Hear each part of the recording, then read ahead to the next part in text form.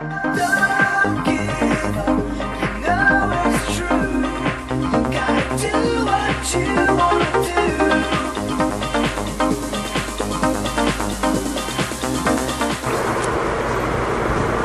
Hello, welcome to UPSC Gangsters. This is Arjun Aryan and I'm handling the editorial and opinion columns part of the Hindu newspaper. I'll be simplifying it and explain you all the important points that are needed and which are really targeted from the UPSC point of view for the examination. So I'll make things easier, and if you have any doubts regarding this, please do comment on the comment section. So let's start. This editorial opinion column is for the date 14th September 2017. So let's start. The first heading is equality for what? Alright, this opinion column is basically about equality in the sense the wealth gap and the kind of things the poor people actually go through, and how the rich, the upper class, the 1% or the 2% try to dominate over the other class of people in a society. And this is something really that is dominant in any society, in any democratic society, and especially in the Indian society. So let's go through it. The first line that is highlighted is, we must incorporate the right to equality into our political vocabulary to arrest deepening inequality. So the first point under this heading, so this is where the actual opinion column starts. So I'll take you through the important points of it. Alright, so the first point. In 1820, the German philosopher George W.F. Hegel, in his book Philosophy of Right, this is the title of the book, Philosophy of Right, wrote, the state of poverty is not an aberration. It is a product of the overproduction and underconsumption which marks this social order. So aberration means something that is away from normal standards. Alright, so he says poverty is basically a product of overproduction and underconsumption. So when a factory produces a lot of commodities, and the population that is there is not able to buy that particular product that has been produced by the factories, poverty occurs. Alright, and this is an economic term actually. So this is an indirect effect wherein when the production is too much and the production is beyond what the demand actually insists, meaning the production will go down in the next phase, meaning enough people are not buying the commodities. So the factory will eventually try to shut down. I mean, in the sense it will try to reduce the production. So while they're reducing the production, so what are the effects? The reactionary effects would be loss of jobs, reduced employment, along with it reduced salary and reduced money that will be there at the laborer's hand and the people who are working in the factory. So eventually those people that are employed in an economy, they will have lesser money in hand as an effect. Alright, so lesser money means they will not be buying the commodities in a usual pace. Alright, so when they're not doing that, it obviously means the factory would further reduce its production, leading to further job loss. So this is actually something that is negatively affecting an economy. So during such periods, it is the rich that will try to dominate over the poor class. Alright? So they are saying it is essentially a product of industrial and overproduction and underconsumption which marks this social order. So the people are not having enough purchasing power, meaning that they do not have money. So no money in hand means the rich people will try to dominate over the lower classes. Alright? Next point, he says, when the standard of living of a large mass of people falls below a certain subsistence level, we see a loss of the sense of right and wrong, of honesty, and of self-respect. So, when the standard of living, meaning the way we live, the kind of things, the basic things we are able to afford, like milk, normal food, rice, water, and etc. So, when these things, when there is a position, when there is a level that is reached, when you're not able to afford, you're no longer able to afford these kind of things. So then it means that your standard of living has lowered. Alright? So when you're not having access even to normal food and water, you will lose all sense of right and wrong. So you will not care how you're gonna get the food or water, meaning you won't go for the legitimate ways to get it. So when you're not even having the access to food and water, that is when you try to steal and do a lot of criminal activities and stuff. So that is what is meant by this line that says we see a loss of sense of right and wrong, of honesty, and of self-respect. Next point, Hegel suggests that poverty is a social phenomenon. Alright, obviously it is a social phenomenon because man is a social being. Alright, so being a human being means that we are in a society and we are living with other people. So if poverty is rampant in a society, we have nobody else to blame but ourselves, because it is us who actually kind of control the society. So let's see the points under what Hegel suggests when he's saying poverty is a social phenomenon. Under that, the first point is one society is complicit in the creation and recreation of poverty. Just like I said, he's saying that the society is actually responsible for the creation and the propagation of poverty. So it's not like poverty exists in a society and the society was not responsible for the poverty creation. It's not like the poverty came all of a sudden out of the blue and stuff. No, it is not like that. Whatever, let it be the corrupt politicians or the corrupt police officers or anybody, only when the society kind of gives in, these kind of negative elements take the center stage. So it is really up to the society to resist such negative changes.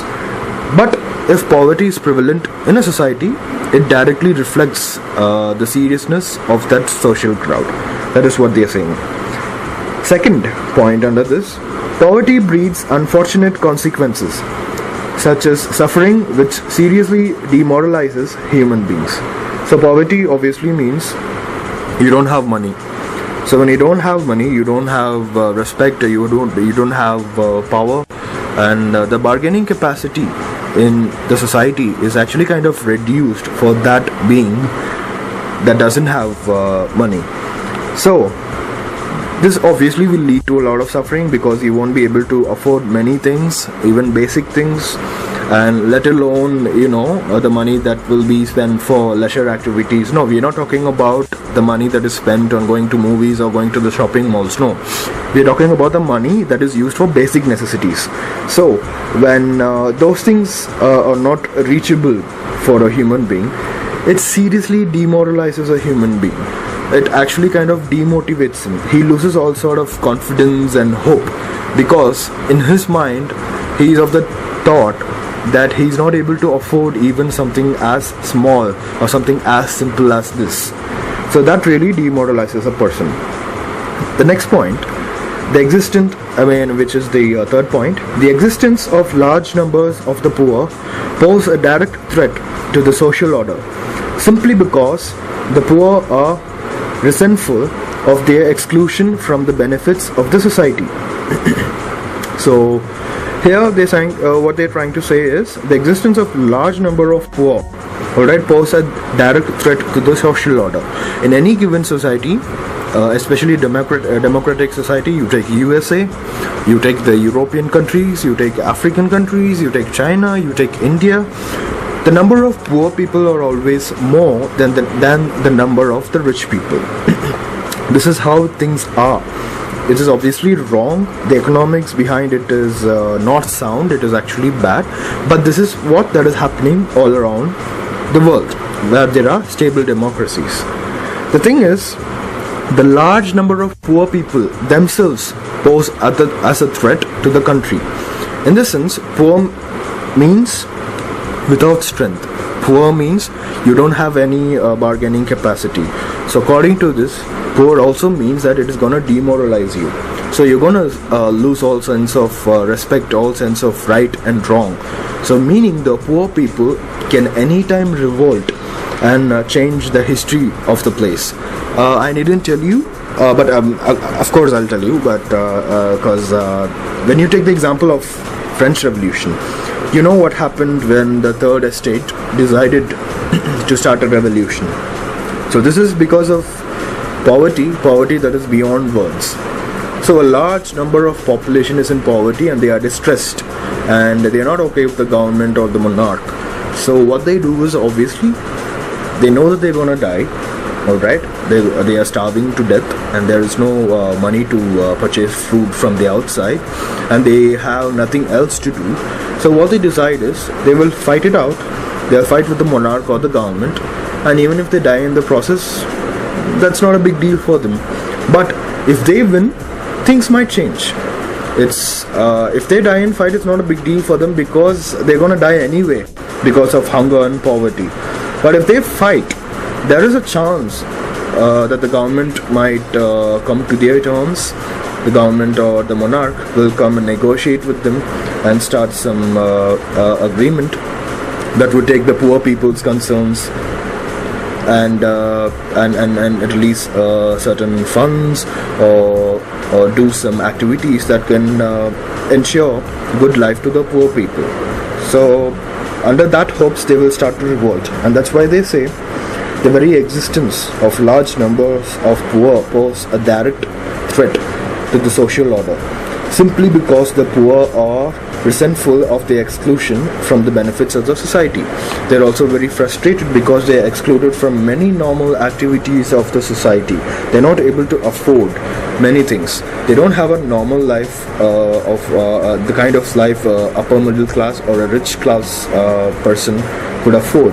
So all this frustration will build up, and at a point when it goes beyond the limit, they will start to revolt.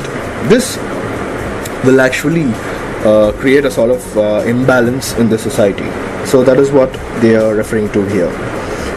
So those were the 3 points under the suggestions of Hegel, that poverty is a social phenomenon. Why it is a social phenomenon. Next main point goes, Hegel's criticism is of a society that refuses to correct its wrong.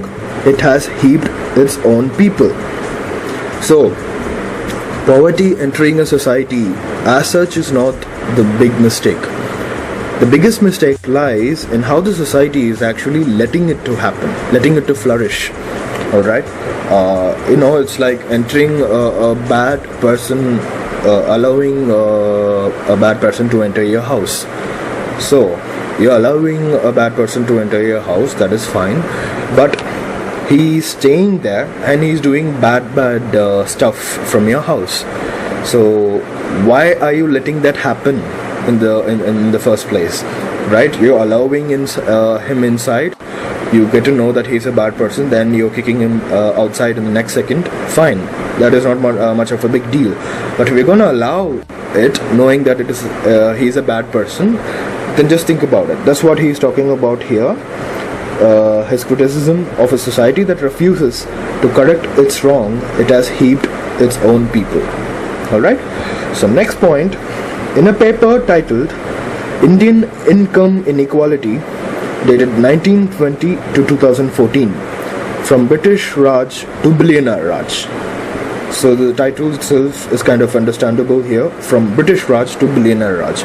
So it means from being under the British, we have shifted our focus, or we are currently under the billionaire class. Alright, it is like in the place of the British people, the East India Company, the billionaire crowd has taken the East India Company's place, and it has started to rule over India. So that is what the title actually suggests. And in this book, they conclude that income inequality in India is at the highest level since 1922, when the country's income tax law was conceived, and that the top 1% earners corner 22% of income. Alright, so what they're saying here is the income inequality in India currently is how it was back in 1922. So 1922 is the year when the country's first income tax law was introduced by the East India Company, by the British government. Alright, and during that period there was 1% of the population that was too rich. Alright, too rich, too powerful, well connected and all that, and that 1% of the population was controlling 22% of the income of India. Alright, so it is like 1% controlling 22% of India's revenue and income or whatever. Alright, so we are very much in the same situation right now. That is what this point actually tells us. Next point, it purposes that some people are poor beyond belief and some people are rich beyond belief in India. So this line is very simple. All it says is we are in a situation where we see people who are poor, that are poor beyond belief, and rich beyond belief in India. So we have the two extremes. We have the extreme poor too in India, and we have the extremely rich also in India.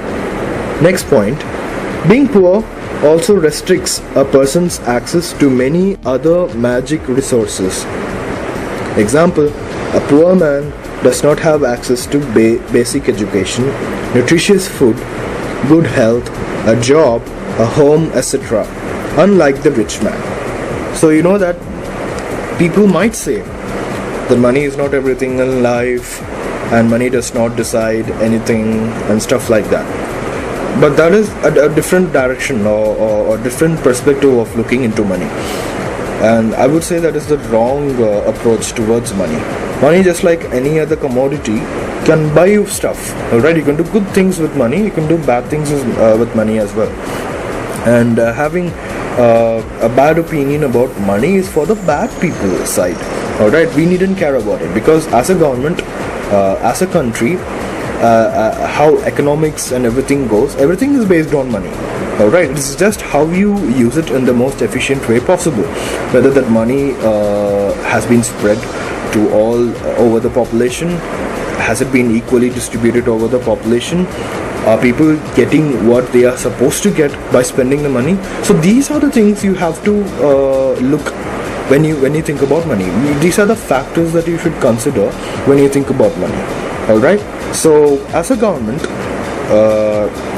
as an economic society, the money being possessed by a man can give him access to many things, from food to education, from good health, hospital services, and a home, a job, and everything.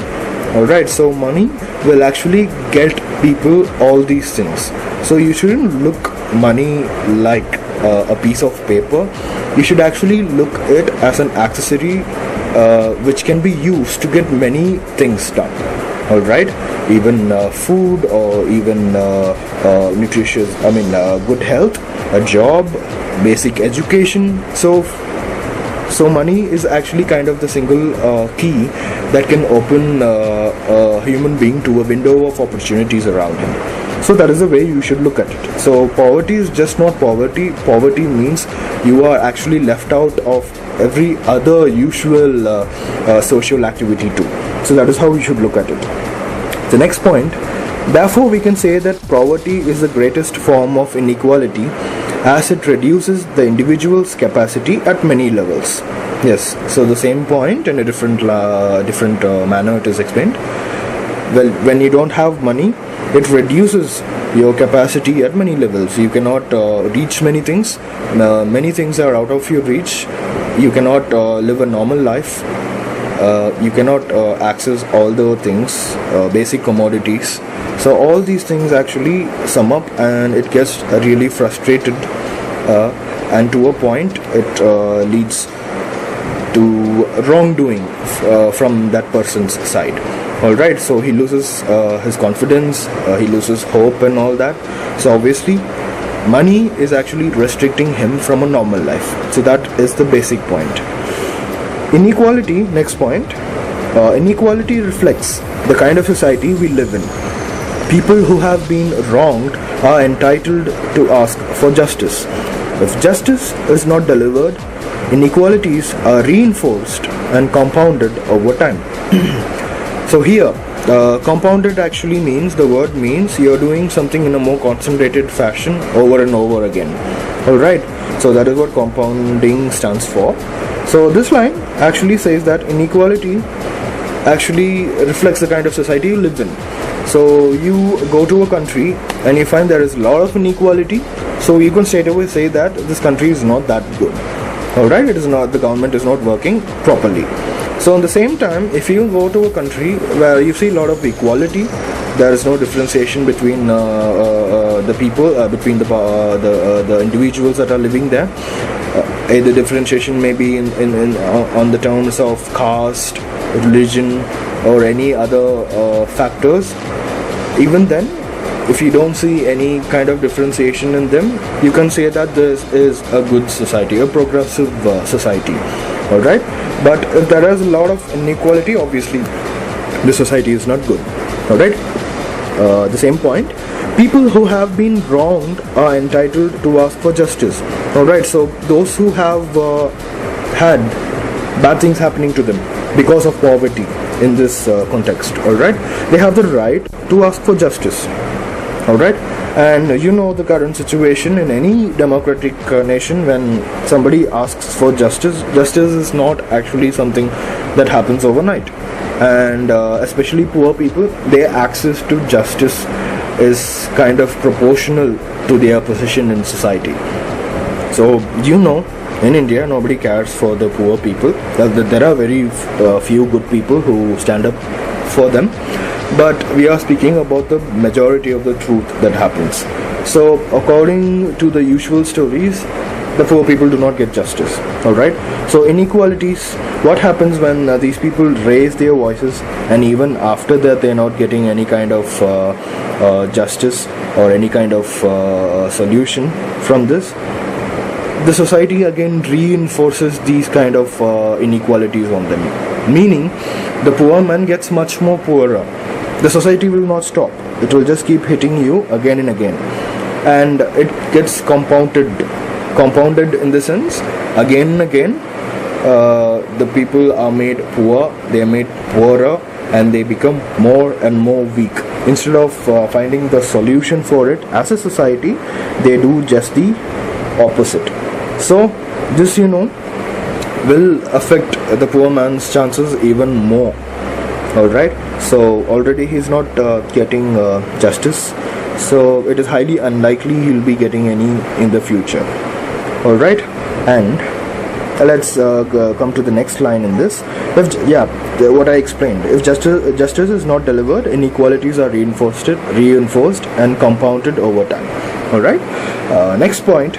To be unequal is to be denied the opportunity to participate in social, economic and cultural transactions from a place of equality. So actual inequality means you don't have money. In this case, poverty they're talking about. So you don't have money, so you don't have a normal life, so you do not participate in the regular social proceedings or economic activities and cultural transactions So you will be left out of many things, even in business terms. So poor people will not be allowed to many businesses, right? A poor man certainly cannot aspire to work in a software company. All right, for that he needs education. But where will the education come from? There is a lot of free education and all that is happening by the government, but still it is not universal education that is being provided by our government. Only few countries have provided it in the world, and China, whom we are often look up to, has not provided it yet, and USA, which is often compared with India, again has not provided universal education to its citizens, meaning free education to citizens, compulsory free education. So that has not been provided yet, and India being a younger nation, maybe that will happen in future, but right now it's not happening. Alright, so a man who's not having money obviously means that he does not have access to education. So a poor man cannot, out of the blue go and try to study in a university and get a job in a software company, which is highly unlikely. Alright, next point.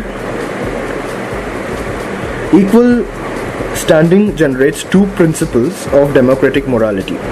Equal standing generates two principles of democratic morality. The first point under this, equality is a relation with respect to some fundamental characteristics that they share in common. Point number two, morally speaking, it's a default principle. Differentiation like caste, color, creed are morally irrelevant. First point here suggests equality is a relation with respect to some fundamental characteristics. So fundamental characteristics to society, you can take fundamental things, basic things like access to water, access to food. So in a society, if access to food and water is equal to even the poor people and even the rich people, both of them have equal access to food and water, it means that the society is maintaining a certain level of equality. Actually, a very good level of equality it means. Alright, so if the poor people do not have access to food and water like the rich people have, it obviously means that there is some sort of inequality that exists in that society. Alright, so equality is a relation with respect to some fundamental characteristics that they share in common. Alright, so food and water is common, that's why I took this example. Second point, morally speaking, it's a default principle. They are saying equality is by default should be a principle. It's not like equality is something of a new concept or something that has to be fought and everything, and something that needs a lot of homework and all that. No, equality is supposed to be a basic thing. Alright, that is how you look at nature. Every human being was created equal. Alright, in the front of God or whatever you call the higher power as. But the thing is, everybody are created equal. Alright, we sort of create our own differences and we sort of bring in the inequality into the society. So, equality is beyond rights of man. It is more than just rights. It is a basic thing. Alright, just how man lives and he breathes oxygen, just like that a man exists and equality should be there among men. Alright, so it is a very fundamental and default principle. That's what they are saying. Next point, to invoke the collective action towards people trapped in the cycle of inequality, we have to incorporate the right to equality into political thinking, into our values and political thinking. Alright, this sort of text is repeated again, the political thinking part. Anyway, this point is another basic point. So this says the collective action of a society is needed to weed out inequality in a society. It cannot start from one man and end with the same man. No, that is not how it works. The inequality is a very rampant thing. It affects a huge sum of population. So it is up to the society, it is up to the huge mass of population to rectify it again. When we had the trouble with the British Empire, how they were ruling India and how we were not okay with it, It was not like 2-3 persons kind of revolted again the British East India Company and we got independence. No, it was a mass movement. For a society to go through drastic change, there should be a mass movement. That's what this sentence is talking about. This sentence basically says that there should be collective action and also collective political thinking, meaning the political structures, meaning our government, meaning our politicians should be focusing on eradicating poverty. Obviously, we hear it during their speeches and their campaign promises. A lot of things have been done, but a mass movement is possible. Because when you take the theories of sociology and political science, all the theories state that the seriousness of the government is reflected by the seriousness of the population. Alright, if the population, the citizens of a country are not serious, the politicians will not be serious, the government will not be serious. Alright, but at the same time, when the people are serious for change, the government will obviously reflect the seriousness. Alright, so that's what this line says. And the final point here, Marx said the political is not a given. It has to be constructed through determined and sustained political intervention. Again, this is the view of Marx, Karl Marx, alright, one of the greatest political theorists. And he says the political is not a given. In the sense, it is not something that is very easy. Alright, it has to be constructed through determined and sustained political intervention. There is no one-day solution or 1 week solution to it. Alright, so you have to stay and kind of do things again and again from the political spectrum, introduce laws and all that to make sure that poverty is eradicated from the society. Alright, so let's move on to the next opinion column.